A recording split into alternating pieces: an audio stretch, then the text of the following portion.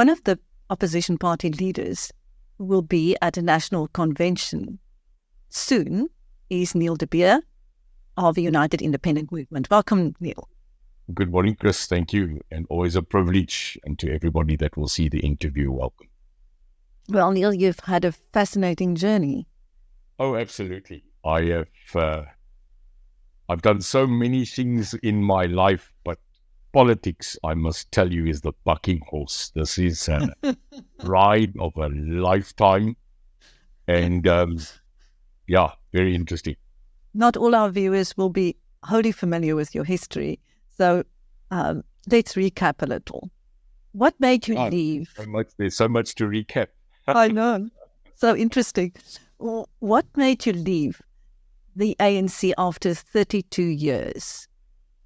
I think, Chris, this is one of the anomalies that I need to say. I was very much involved in the military defense and systems pre-94 and post-94. And I always say I bought the Oros, I drank the Kool-Aid, I accepted the thunderous ideology of Madiba, of reconciliation, and a rainbow nation.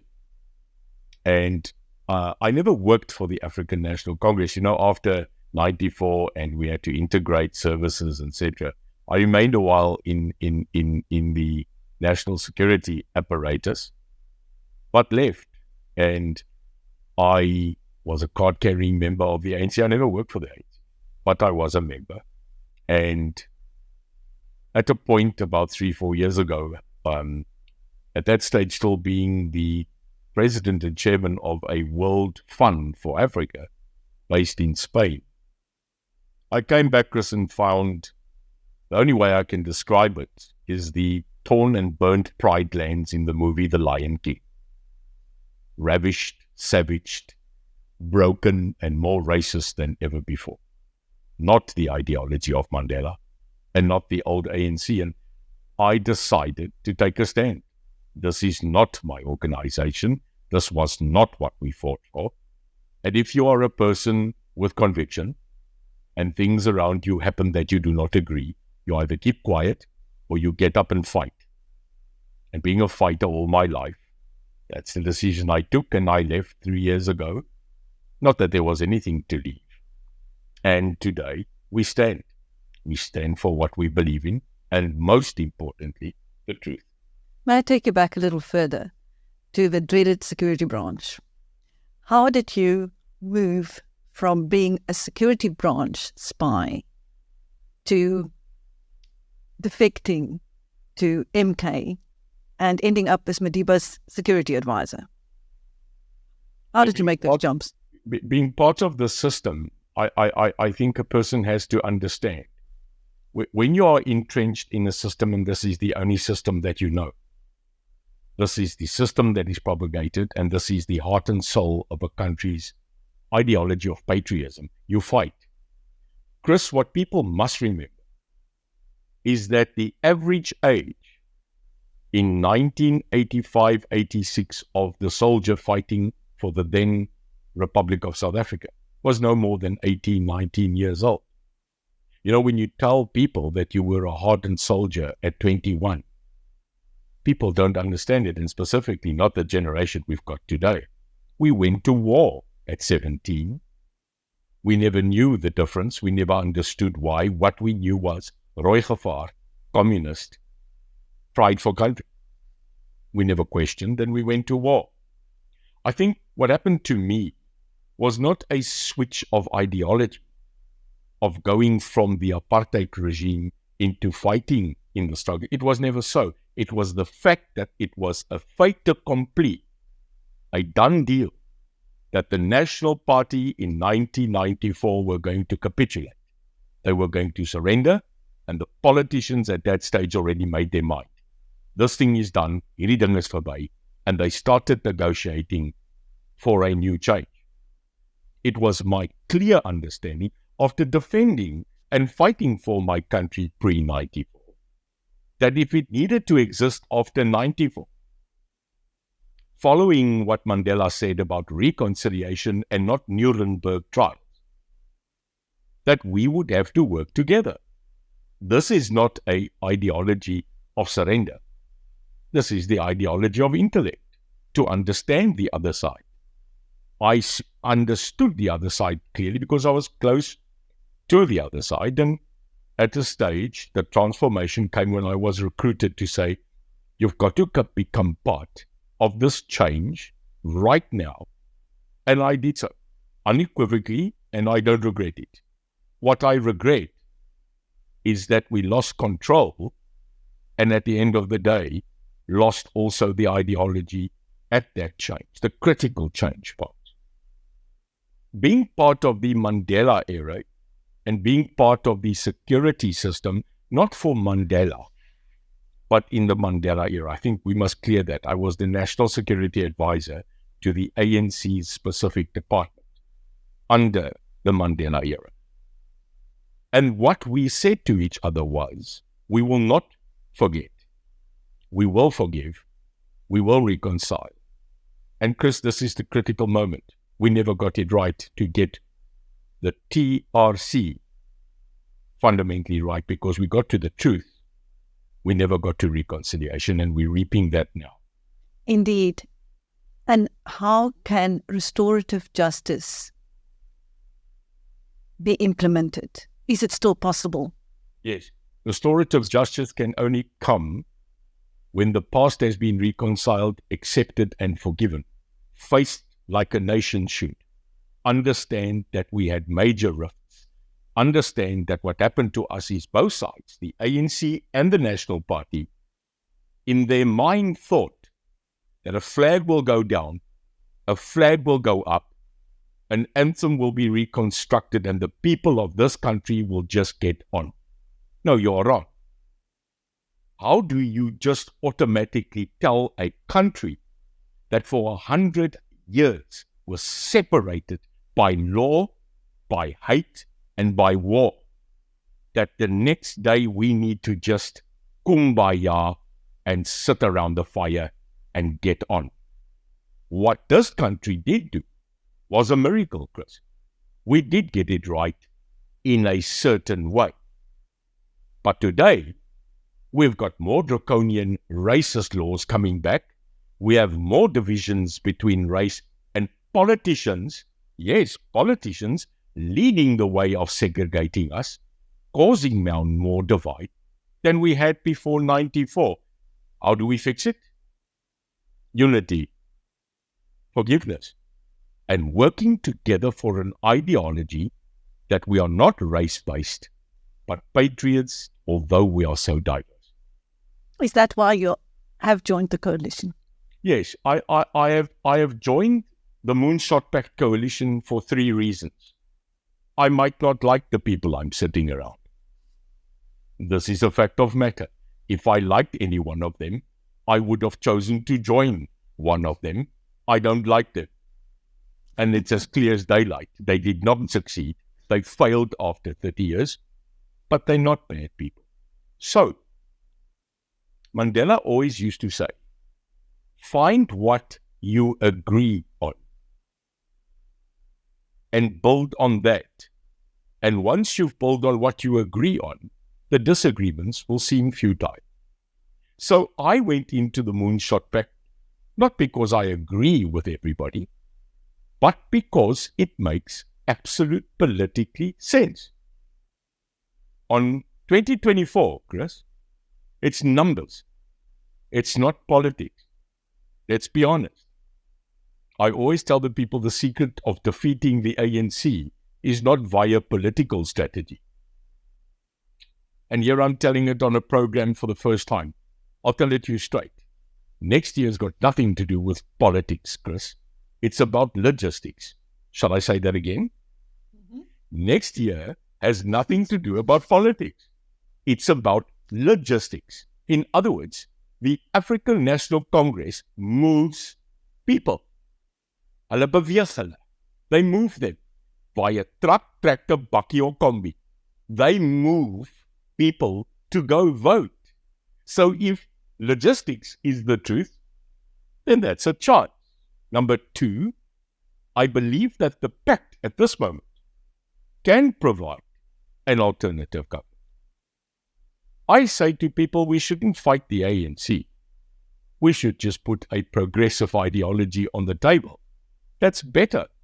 And thirdly, it's time that we bring light back to darkness, not just Eskom, but the hope of this country, that if we unite, we will get a better country for all.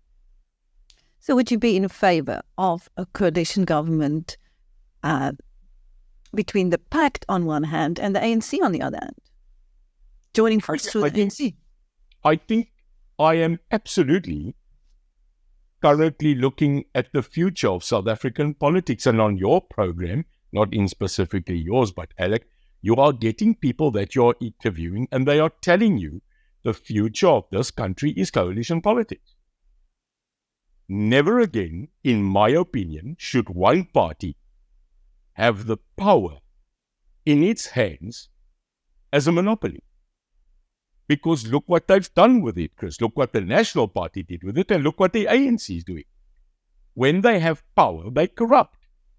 And absolute power corrupts absolutely. So coalitions, I'm in favor. Because the nice thing about a coalition, Chris, is if I'm part and I'm minuscule, because we are, I can keep you in power or I can change power, depending on if you are acting as what you should be. So absolutely, I am for it, but I am on the coalition against currently the ANC, its cabal and its cohorts, whoever it brings into its pact. And make no mistake, I think they will. They are also busy with their own pact, just not part of me. But you wouldn't rule out being in a pact with the ANC? Absolutely, I will. Would you? Oh, absolutely. Not negotiable. I mean, this is saying that you are going to effectively say that whomever destroyed and destructed this country, which they did, because of my oxygen, has got another lifetime. No, Chris. The African National Congress was an unbelievable liberation organization, and it brought, amongst others, the UDF and its cohorts at that stage, it brought liberty to this country. But this is now the end. Thank you. Siyabulela. Inkosi.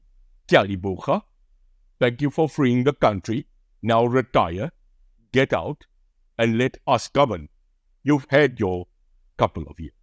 So no, I will never form a coalition with the existing African National Congress. It will never happen. If so, and that is then the new pact which I have joined scenario, which I do not believe it is, then I will remove myself. We will never do that. What drives you when you wake up in the morning, Neil? You are a very, very passionate man. My grandson, little Aiden, who was born 2 weeks ago now, absolutely drives me, because I know that for that little boy, I want him to have the same experience, the same palette, the same vision of one of the most beautiful countries in the world, the Republic of South Africa. And the other thing that makes me get up is my relationship with my God. And having now the understanding that we should bring a little bit of God back. This country needs hope, Chris. It doesn't just need people talking. We need people doing. So yeah, my country, my children, and my God, I will absolutely, even after cancer, even after the results of death, I will blow my last breath out sitting in this country. You've fought an epic health battle. How are you now? Yeah, I think besides politics, cancer is one hell of a dark thing. I survived it once. I then survived it twice. And now we're fighting it the third time. I think understanding before I nearly died that I have to get my house in order. I got my soul in order. I got my mind in order. Now, damn it, I want to get my country in order. So we fight. We will never stop. I always say to people, victory is the obvious: surrender is not negotiable. So I had a choice that I can sit down for the rest of my life and see beauty in the world, or fight for my country. And that was the obvious decision. Neil, if I may take you outside the borders of South Africa, I know you have some very interesting views on South Africa's foreign policy. May we speak about the stance the South African government has taken on the war between Russia and Ukraine? Yeah, it's a cowardly stance. And I don't have time for cowards. You know, when you're a Christian or a son of God, you cannot be a coward.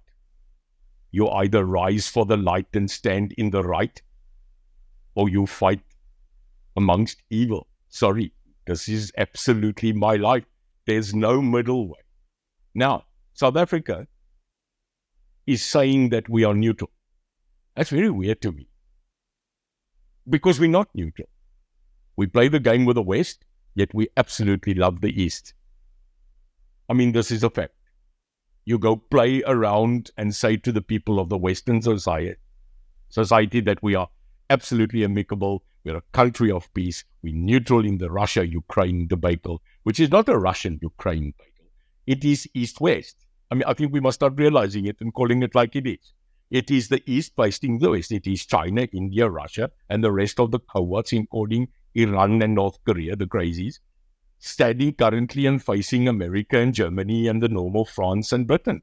This is the fact. This country must make a choice. No matter the choice, at least make it. Now again, people will say, there goes the guy who speaks like Donald Trump. No, I don't speak like Donald Trump. I am Neil de Beer. But when I say, shut the border, get out the illegals, make sure South Africa first, and that we have an independent economy, yet that we depend on ourselves. That's why people said, what is your politics? And I said, I'm going to bring up a new form of politics. And don't be afraid of it. It's called neo-conservatism. Yes, I'm a neo-conservative. So people say, my goodness, explain. Well, a neo-conservative is very clear. I am conservative not in politics, but in manners and values. We will remain a party that absolutely adores our values, absolutely loves our heritage, but have manners. And secondly, we can think out of the box. Yes, I named it that because it does draw attention, and it should. So when we sit in South Africa and we're worried about Russia, it boggles my mind that we are more worried about Russia than cleaning up our own mess. Because at the end of the day, yes, it is good to have international relations and look at the scale of what gives us more economic benefit. But here's my question. I don't think our government fights for our economic benefit. I think they fight to appease the rest. This is not acceptable for a South African farmer. This is not acceptable for a person that tries to actually oppose people in the textile industry. If we were really factually fighting for South Africa first, then we would bring that into our negotiations. So I think we are at an appeasement economy, Chris. We are not in a South African-based economy. It's time that we start making our own chickens alive instead of importing them, and half of them are filled with water. Jammer, genoeg is genoeg. And if that is called conservative, guilty. But here's a question. What if Putin is right? What if he's right? So I pose that question, not sincerely following it, but I must ask it. In law, we say, audi altius partem. Listen to the other side. Chris, what if Russia is right? And I must pose that question. And can you answer it? Yes, I think he is. But you have to understand history. You see, when Russia says to the world, we will defend our border, we will not be encroached, you will not bring missiles to my neighbor. Doesn't that sound familiar, Chris? Doesn't it sound like a country that did exactly the same when certain people tried to put missiles in Cuba? Wasn't it then the United States under JFK that said, you will not bring those weapons of destruction close to my border? And he nearly went to war about it. Well, now it's another country, but it might be a country that the West finds with disdain. But we've got to be straight about it. What if that man says you will not do the same, do unto others, as done unto yourself? So I'm not saying he's right. I'm not saying that he's wrong. I'm saying, can we have that debate? But after the debate, once that's now done, can we come back to fixing South Africa? This is important. I laughed when we said we will arrest that man. Arrest him with what? I mean, the retiring member, who was the admiral of our Navy, said that if we don't fix our Navy soon, Chris, we might have a Navy finding itself in a harbor. So even when we wanted to arrest Vladimir Putin, I don't think we would be able to defend ourselves even if Mozambique attacked us with a canoe. I think we must be very realistic at this current moment. We need to fix our economy. We need to fix our crime. We need to fix our politics. We need to fix our country. And to fix it, we can if we unite. This country was one of the leading economies in the world, Chris. So I'm not talking about a country that did not achieve before. We've done it before, and we can do it again. Thank you. That was Neil de Beer, the president of United Independent Movement, speaking to BizNews. Thank you, Chris.